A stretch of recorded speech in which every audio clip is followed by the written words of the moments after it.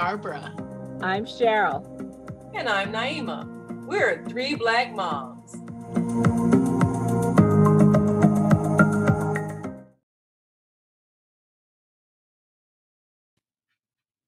Last week, we talked about whether or not you should send your child to school when they have a cold.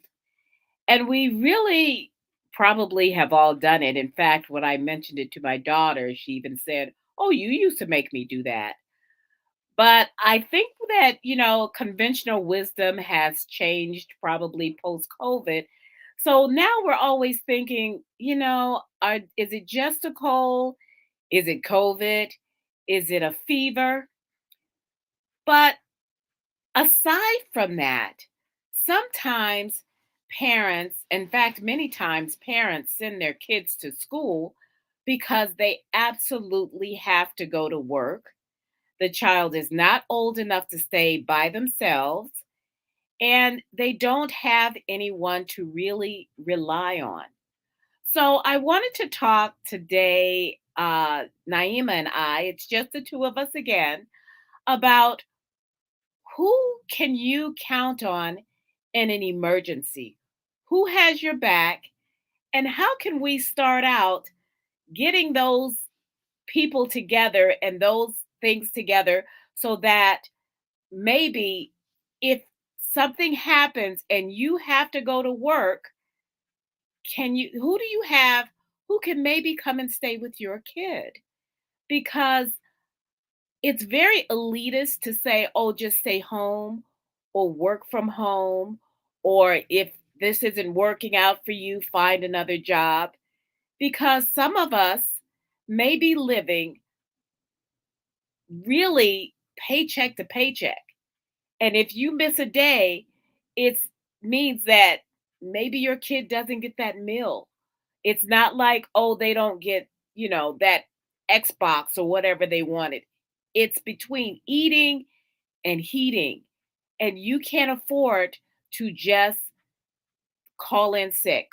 Many of us have used our sick days as it is for when our kid gets sick so that we have to go to work when we're sick and then infect everyone else. And of course, that goes back to the same problem. What do you do when someone is sick? So I was wondering some of the things that we need to do because we all know that it really does take a village sometimes. And we wanted to, I guess, brainstorm different ways that we can kind of get that village ready for when we need to call on them. Naima, I know that you always had our parents because you lived in Chicago. You always had our parents who could kind of take care of Zakia. And my husband and I, we always worked opposite shifts. So one of us was home. But what are some of the things that people can do? Shouldn't they like reach out to people before their kid gets sick? Well, you really do have to have that village. You have to have an extended family of people. My heart goes out to single parents who don't have somebody they can call. And sometimes you don't. Yes. I've been in places where somebody had to take their child to work with them, and you have to just sort of make that adjustment because there was nobody else they could leave them with. Whatever the situation was, maybe it was a day off of school for them, but Yes. the parents who had to work and you couldn't leave like a 6-year-old home alone, all those things. And you don't always have somebody who can watch your child or a family member who can step in or who's willing to step in. Like you say, not everybody has somebody. And so you have to build a village of people. And I was very fortunate. The school that Zakia went to, we were all very close. This truly was a village. I mean, we had parents, we made friends with each other. So there was times when I had to take her to the parents' home of one of her friends, because we all made friends because we knew each other and our children knew each other, and we were all active in the parent counsel at the school. And so we really had a village kind of a situation. There were times when I might have had to take somebody's child home, or they might have had to stay at my house for a while while before their parent could come and pick them up after work. So there was my family, like you said, our parents, when Zakia was very young and going to preschool, and and I'm out working, and Sultan's out working, my husband, and Daddy would, come and get Zakia from preschool, and they had this routine. It was so funny. He would come and get her, and they would go to McDonald's. Matter of fact, we always laugh at her and say, your first words you actually spoke was McDonald's. It was. But they would go and get the McDonald's Happy Meal. So she had every single toy they ever had with the children's Happy Meal. But that was their daily routine. He'd pick her up, they'd go to McDonald's, get the Happy Meal, and he'd bring her home and everything. So they really bonded during that period of time when she was very young. And it was a good experience for her having that relationship with her grandfather so early, because he was there, that person that needed to pick her up after school and hang out with and all of that. And she there were times when because she had older siblings, Sultan had older children, and they were already in their teens when she was growing up. So there were times when, one of her sisters might watch her. And that was when she was very young, like, an infant, and her older sisters, watch her and that sort of thing. And so we really weren't into babysitters when she was early. We always felt it's got to be a family member. Right. Like a family member who has a vested interest in the child because it's family. So when she was, around 2-3 years old, and we started working on our book, and we were both gone all the time. And after a while, you realize you can't really write a book with a baby on your lap. So that's when we, Barbara, our sister, and she also had toddlers. And so she would watch my child and Zakia, and your child is Zakia. Her children and her children. She watched her children, who were also, toddlers and so forth. So she had all three of them. And I think I told this story one time when I came to pick her up. And because she was managing 3 toddlers, and she doing the toddlers, had to do her laundry, had to clean the house and everything, had to keep toddlers occupied. So I get there and I get ready to pick up Zakia. And she had figured out a way to feed them lunch, make sure they sit on the potty, and we're watching TV while she did the laundry. And she figured out we do it all at the same time. So I get there and I walk in the door, and they're all sitting on the potty chair with a peanut butter sandwich, watching TV. This is content. And she walking down the hall. Oh, I had to do the laundry. Okay. A lot of people during the potty stage, though. But it worked. They were sitting there quiet. They had their lunch. They're on the potty. They're watching TV. She did her laundry, and everybody was happy. Let me just keep my mouth shut. Not judge. Figure it out. Everybody, at some point in that potty thing, if they're sitting there doing their chocolate milk or eating M&M's or whatever, no, we don't eat on the toilet, but it's perfectly fine if that's the way you get your toddler to sit on the potty. Mm-hmm. But get your work done while you're doing, while they're, whatever. Let me. But the thing is that we don't have enough. There are not enough after school things or post daycare things in a lot of places. If your child is in daycare and they close at 6:00, they'll charge you like until 7. Yeah, $5 for every minute that you're late, and maybe there's traffic, maybe you've had to stay late. So before you do that, maybe it's time, and this is the thing that's happened since COVID, is that we've forgotten how to build that social community. Yeah.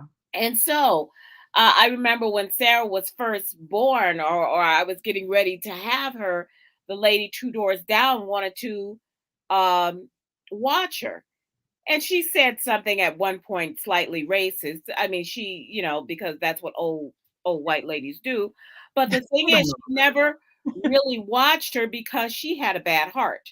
Oh, And I didn't want to take a chance. In fact, when Sarah was about 4 years old, she actually collapsed and died. And that would have been around the time I would have needed someone oh once Sarah wow. got out of school. Because I went back to work at 6 months. When Sarah was six Mhm, months old, I went back to work. But like mhm. I said, Sean and I had switched off, back and forth because I Yeah, worked nights and he worked days. So it worked out and we yeah, were working somebody at was the same always home. place. So I would bring her in and he would take her back home. Mm. So Yeah. that worked out for us. But we also, because we had a church community, I did have a village where I could rely on one of the women who since passed, Eve Mhm. Millar. I could rely on her daughter, Wendy, who had a daughter who was just a few months younger. So they grew up together. So I had people in a village that were either stay at home moms or whatever, where I felt like, okay, these people are safe. And these Mhm. people are people that if in emergency, I can put them on a list and say, so and so is okay to pick up my child. So there was always something there. And that wasn't always easy because I didn't have family here.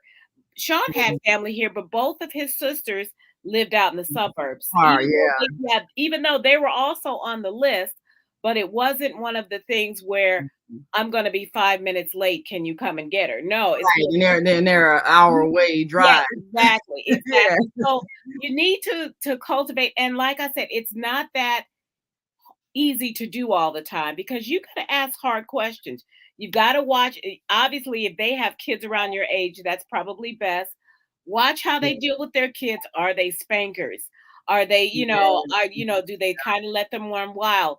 If the kids get into a conflict, can they separate them and say, okay, if you have a toy and you don't want them to play with it, let's just take the toy away and find something else to do. Wendy had Yeah. to do that once, and that was fine. I was fine with that. It was Sarah's toy, and she was like really possessive of it. So she just took it away and says, okay, let's save this for when you go home rather than trying to navigate, these two Mhm. toddlers. Yeah. So, and I appreciated that. And she was very good with Sarah. Yeah. Um, but there's also things you have to ask. You have to find out if there's a gun in the home. You have to find out Yeah. who other people Who are else is in are the in home? who else is in the home, who's visiting Yeah. the home, Yeah. because there have been home daycares where they've had people who are nefarious characters who are in and out of homes. And in fact, it wasn't that long ago, just Yeah. a few months ago. Remember, there was that daycare where a child died and found out that somebody else in the home had, I don't know if it was meth or whatever, it was a Mhm. drug, and the child died from that. It was going on in the house underneath another floor or something like that. Yeah. So you have to vet who Yeah. you're letting your child You stay with, and then say to them, listen, if something happens, can I have them call you or whatever, because sometimes that can be your lifesaver. Now, you don't want to take advantage. You don't want to weaponize your friendship, and you don't want to take advantage of calling them because you want to get your nails done or something else that comes They're up. supposed to watch your child for 30 minutes and it turns into 3 hours. And Exactly, or something else, or you decide you're gonna stop at the grocery store and get a few things, and then it ends up being a whole long big shop, yeah. or like me, go to Target and get lost in there like I have. So you wanna make sure that you don't take advantage of these people. Right. Let them know, communicate with them and let them know, "Okay, I'm going to be there at such and such time," and then be there at such and such Yeah. time. And Yeah. if you're not there, you get on the phone with them. Don't text them. You get on the phone with them and say, I am running late. This is where I am. I am sharing my location with you. And then you are going to be able to track me and let me know, Yeah. and you will know when I am close. Exactly. You can Right. tell my kids, okay, put your shoes on. Mom's going to be here Yeah. in a Be minute. ready to I go. mean, you do whatever if this is part of your village, you have to respect your village. Absolutely. And and reciprocate when you can. Yes, and Don't always that's the thing, if you because the mothers, like when the kids start going to school, and I was friends with the mothers of some of I was friends with the mothers of some of her friends. Mhm. Always. Sometimes the children might be at my house, sometimes I might be at her house. Like you say, you examine who else is in the house. Do they have older siblings? Is there another person in the house? What other adults? So you go to the house yourself, and you know what the house is like before you decide if you can have your child stay there. And if there's chaos and other things going on, you might decide, nice person, but I'm not child. If and always have, if they're like small enough to be in a car seat, leave the car seat if you think you might not make it back in Yeah, time so you that might they have can to take the drive car seat. somewhere. Like, Yeah. I used to have extra car seats because I am, uh, worried about things like that, so don't Mhm. worry, I got a car seat for your kid, you know? Well, be ready with stuff like that. If they're at that age where If they they're may at that need a car age and seat, you you can might get have one to. extra that you can fold up or put in your trunk so that if you need to pick up somebody else's kid that they are safe because you're going to be treating your kid, that kid, as if it's Let's your say your own own. Yes. because your friends are going to do the same things and Yeah. cultivate those mommy friends. Yeah. Cultivate, it doesn't have to last forever. You don't have to say, okay, this is my lifelong friend. And even when our kids aren't friends anymore, we And still we're have still hanging out because you might not have anything in common after that. But during that exactly. time, you're right. Have those friendships because you are going to need to reciprocate. You are going to need to depend on each other, and you just never know. It's things happen when it comes to picking up your child from school, and like you say, these Or having to stay programs. or having to stay home with them or having to Yes, leave them at somebody's house or having to yes. babysit. I mean, there are professional services you could always hire. And if you decide to do that, and not everybody is comfortable doing that, and I respect that too. And not everybody's comfortable, but if you do that, you vet that person. And I'm going to say something that's really controversial, but put cameras up in your home. Well, yeah, yeah, because Some it's been people feel like, shown that if you gotta have if you gotta have a nanny cam. Now we have especially if your child doesn't have the ability to speak and if they explain what exactly. happened. Yeah. Exactly. And it doesn't mean, okay, that just means you have a bad feeling. That just means that you're being safe because somebody can charm you and then you see the way that they're acting and they're ignoring your kid the whole time and your kid's Mhm. screaming and they're on the phone with their boyfriend or whatever. So you don't know. It may not even be abuse as much as neglect or Neglect, whatever. yeah. Or you may see that this person now, whether or not you tell them there's a nanny cam, that's on you. I wouldn't necessarily say anything, but Yeah, because they I can figure out how to do but stuff out of the eyesight of the camera. exactly, exactly. But, Yeah, of you need to course, know. there are always several cameras that you can have, and they're really easy to get. They're Mhm. easy to get, they're easy to set up, and you can Yeah, activate and inactivate them put them remotely. on your phone. Yes, So, you can. Yeah. but that's, and this sounds terrible, and it sounds like we're all paranoid about these kinds of things. But the thing is, this is your child. This is the most precious Yeah, person you can't in trust them your with it. life. Yeah. And there are times, even if you're saying, okay, I would do anything, that you actually, one of the any things that you have to do is go to work. Yeah. Is Yeah. go to work. And you just cannot miss another day's work. You Yeah. cannot, and or you're going from one job to another, or you're just making it, or maybe, you've just got something really big going on. Maybe it's more Yeah. you have a project or a Yeah. deadline I mean, maybe your absence would mess up things for a whole lot of for a people. whole lot So of other you people. have to come through and get that job done, but your child has to be somewhere safe. So Yes. you have to have those people that you trusted, even if you're paying a daycare service. Because I had a friend who had a home daycare, and she had a couple of clients that they were friends, and they would take advantage of her. And Yes. supposed to be picked up. The child will be picked up at 6, and then here they come stumbling in at 8 o'clock. You know, look, I got a life, and this is your child. What if I had to leave? And these kind of Exactly. things. And so I watched her go through that. And sometimes, sometimes you don't want certain people's business. It's just not even worth Yeah. it because you can charge them extra, but it's not the charging them. It's I don't want to charge you extra for being late. I want you to not be late. That's the whole Exactly, point. exactly, because that throws off everything else in your life. Your family, you're trying to get your own kids settled Yeah. in, or your spouse comes home and you have plans or no And plans. you're like, well, So sometimes, you come pick up your child. yes, I don't know. exactly. They're not answering their phone. They're not answering their phone. So as we build our village, as we build our community, as we build up those emergency contacts, also respect that person's time. Yes. Respect the fact that they are doing you either because you're paying, they're doing you a service, or they're doing you a favor because you're friends. But you still respect that person. Right. You reciprocate when you can, Yes. even if it's, okay, I can't watch your kid, or you don't have kids, but I'm going to take you out for coffee, or I'm going to buy you a little gift every once in a while, or whatever it takes for you to say, you know what, I really Thank you. appreciate I you stepping appreciate up you. and Yes. being part of my village because you are making it easier for me to get the things done that I need to get done. And there are a lot of single parents out there whose partner, who the other parent is not in the picture. And Yeah. so you have to really, be willing to appreciate the people who step up. Right. And don't be judgmental. Well, she needs to make that man do things. Well, how come? Where's he at? Well, okay, if he's not there, he's not there. Not helping is not going to make him show up, if Yes, that's what's happening.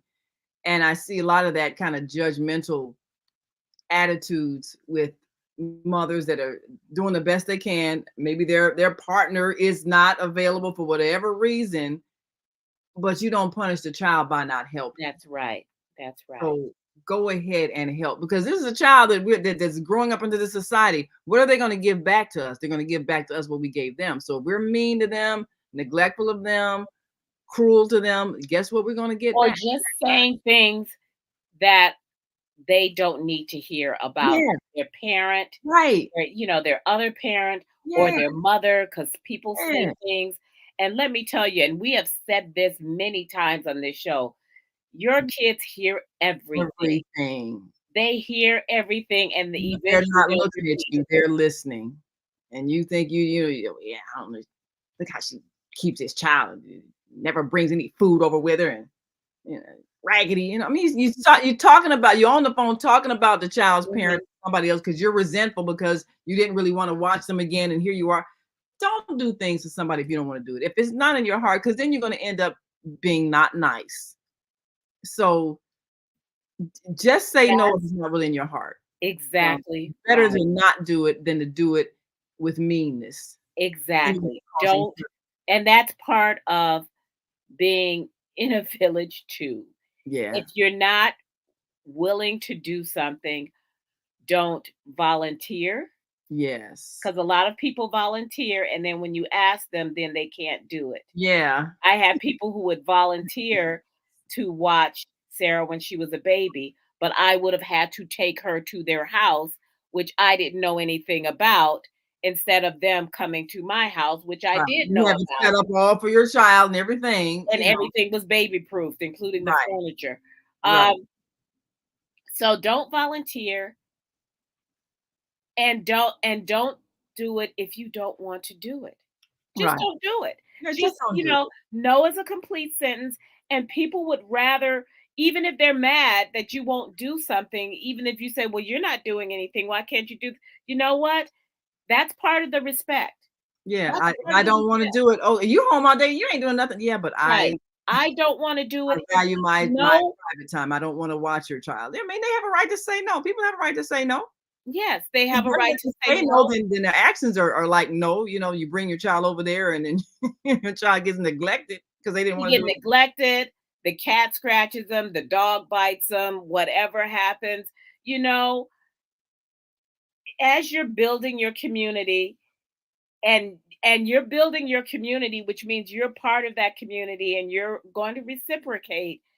But really look discerningly, and then don't be mad at your friends and stop being friends because they don't want to watch your kid. Because some kid people Yeah. are childless by choice. They're Yeah. not comfortable around children. They don't want to watch children. They don't want to change diapers. They don't want to try to help you potty train. Yes. And that's okay too. And You're maybe right. they can't be there in an emergency. Okay.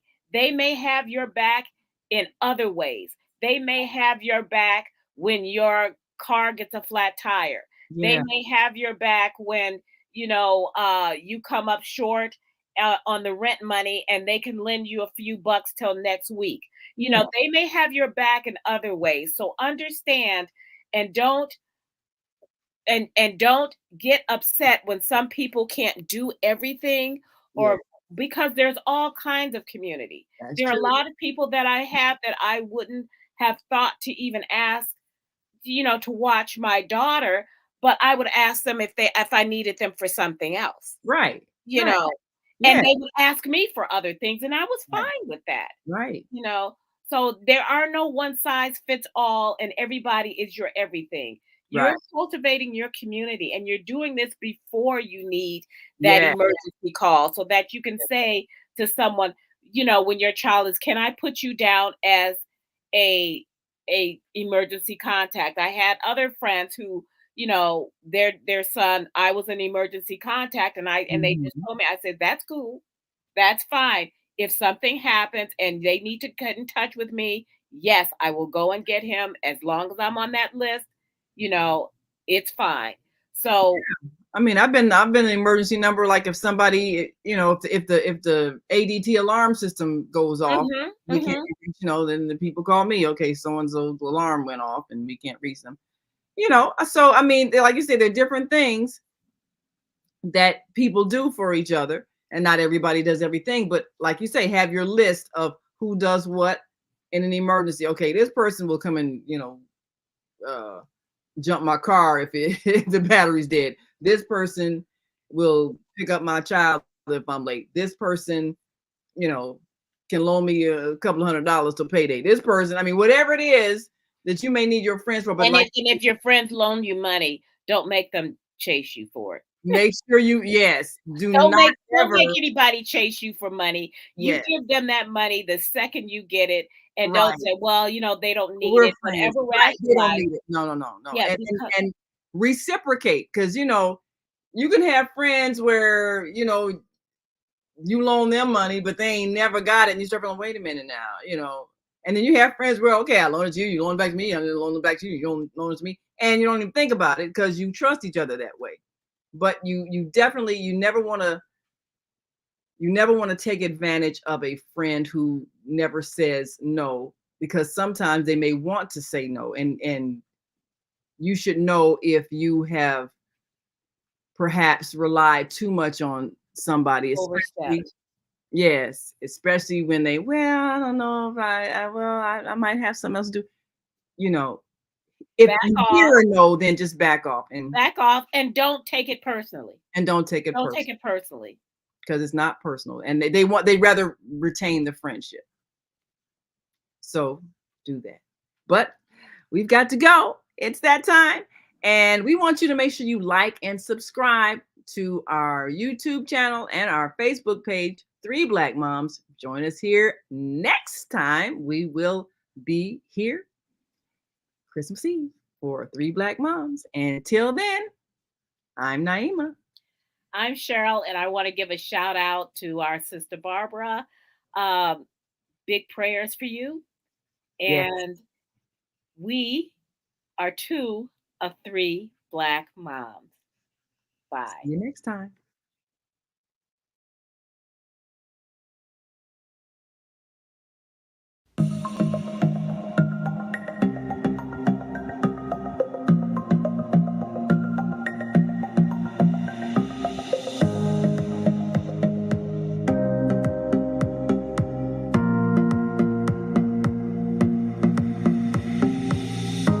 Hi, I'm Barbara.